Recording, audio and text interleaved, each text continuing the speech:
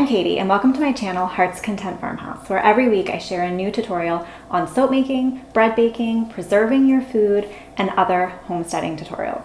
Today what I am sharing with you is a recipe for lemon cold process soap. This is a great bar soap recipe that's great for beginners as it only uses a few oils. One thing that's a little bit different about it is we add lemon zest to the batter before we pour it into the mold, and that gives it a really pretty, refreshing look. It makes a great gift and it looks beautiful next to your kitchen sink. So our finished product is going to look like this. It's a light yellow soap. I didn't put any color in it.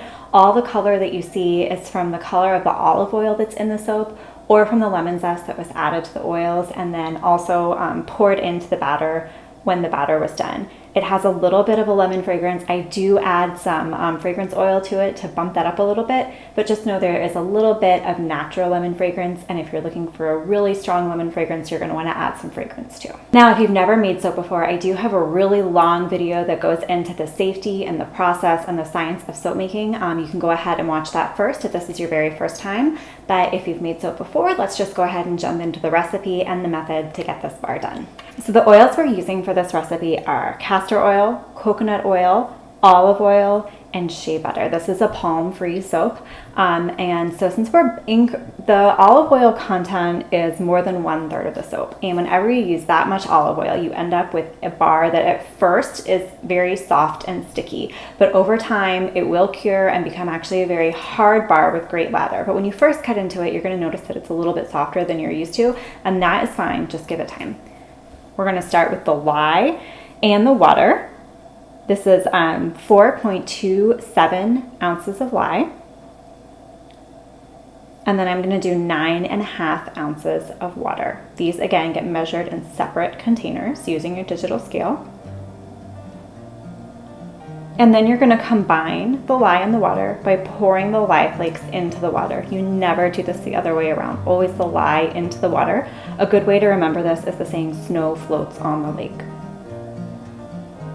You stir this up until it's dissolved. You'll see that the lye water is going to shoot way up in temperature. That's just because of a chemical reaction. We don't heat this at all. It heats up naturally on its own.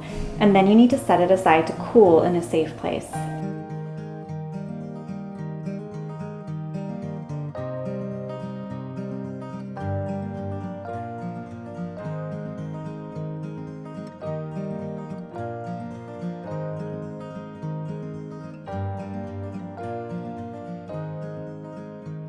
This is a really dangerous part of soap making because now you have just something that looks like a glass of water, but if you were to drink it, it is fatal. If it were to get splashed in your eyes, it can cause blindness, and if you spill it on your countertops, it would destroy them. So make sure it is in a safe place and that everyone knows not to touch it, and it's not something that can be accidentally knocked over. While this is cooling, we're going to go ahead and measure and heat up our oils. And it's 2 ounces of castor, 11 ounces of coconut, 11 ounces of olive oil, and 6 ounces of shea butter. This just goes into any old pot. You don't want to use a pot that you cook with, but an old pot is a great thing to have. And go ahead and melt this on your stovetop, just on medium-low heat. Everything needs to be fully melted and fully combined, and you want the temperature up to about 130 degrees. The reason that we heat the oils beyond melting them is because we want that oil temperature to be the same temperature as the lye water, because they are going to cool down and we want them to be about the same temperature after they've cooled. And I'm also going to go ahead and to this bar of soap, I'm going to add something called sodium lactate. This is a very inexpensive soap additive. It's basically just salt water, and it makes a really big difference in improving the hardness of your bar. And so since this is a soap with a lot of olive oil, I really want that. I want that bar to be harder. So I'm going to measure out my sodium lactate at this point, even though I'm not adding it yet. I'm just going to measure it so that I can be done with my scale.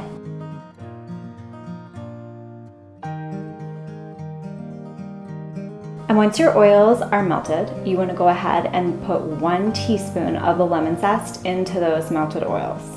The rest of the lemon zest we're going to save for later.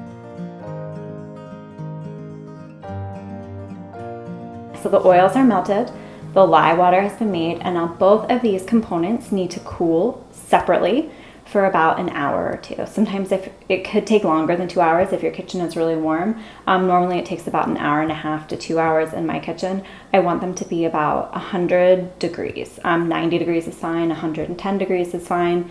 Even a little bit cooler is fine, but if they are above 110 degrees, give them a little more time to cool. Now, once the lye water has cooled, we add the sodium lactate into the lye water. Just dump that right in. And now it is time to blend these two components into the soap. So once your both of these components are cooled, we're going to blend them into soap. But before we blend them, we need to make sure that we have everything that we need ready to go. So your mold has to be out. You want to put that on top of an old towel in case you spill.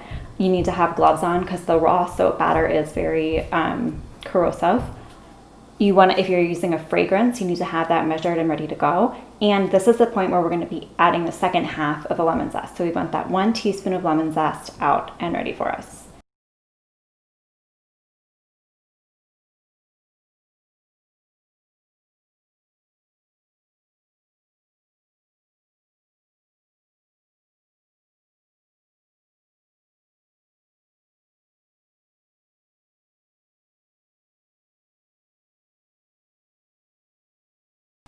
Now what I do is I just take the cup of lye water, pour it right into the pot with the oils, and then I start stick blending. What we're looking for at this point is something called trace. If you are familiar with soap making, you know what that is. But trace is just when your batter thickens up a little bit. It stops looking like a liquid. You're not going to see any more splotches of oil. It's going to become one consistency, and it's a little bit thicker. You don't really want it as thick as a pudding, but you don't want it thin like a bowl of chicken broth. Just a little bit of change in the thickness. And what you'll do is you'll lift up your stick blender, and if the trail of your soap rests on top of your pot instead of just sinking back in or leaves a trace when you drag it, that's how you know that you have reached trace. At trace, you want to go ahead and add in fragrance if you're using it, and your lemon zest, and this you just stir by hand. You can either use a whisk or you can just take the stick of your stick blender, use it like a spoon, and stir everything in. And then immediately you pour it into your mold. I'm just using a 10-inch silicone loaf for this. You can also use bar molds, that's up to you.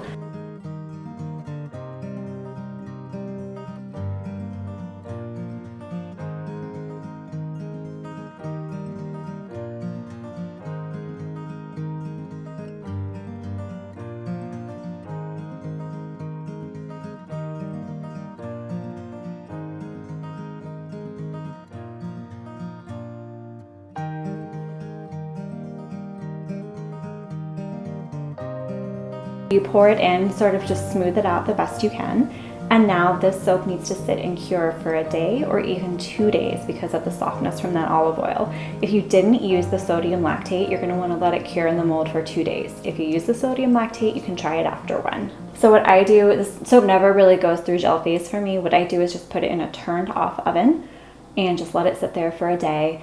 And a day later, I will come back and unmold it. So what you'll want to do is a day later, take this soap in the mold, check it. If it feels really, really soft, just give it more time to sit in the mold. But if it feels solid and like you can pull the mold away and see the outline, it's ready to turn it out. So just use like an old tea towel, maybe on top of a cutting board, turn it out onto that, and then cut it into slices. It's really, mine never look good when I cut them, but oh well. If you have a soap slicer, obviously that would be ideal. And then these bars need to cure another few weeks because, again, this olive oil really needs time to cure. So put them in an area that's well ventilated. You can put them in a cardboard box if you do layers of newspaper, that will work. But the more air circulation they get, the better, until they are fully hard to the touch, not sticky at all. And that is going to take a couple weeks.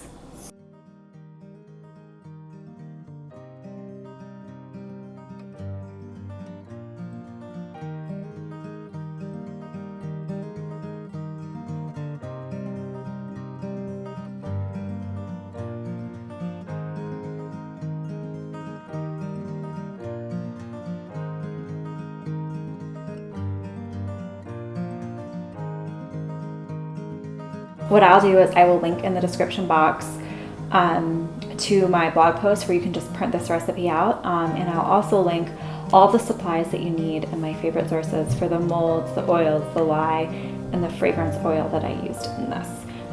If you have any questions, please let me know. I will do my best to help you, and I hope you enjoy this recipe. Thank you for watching.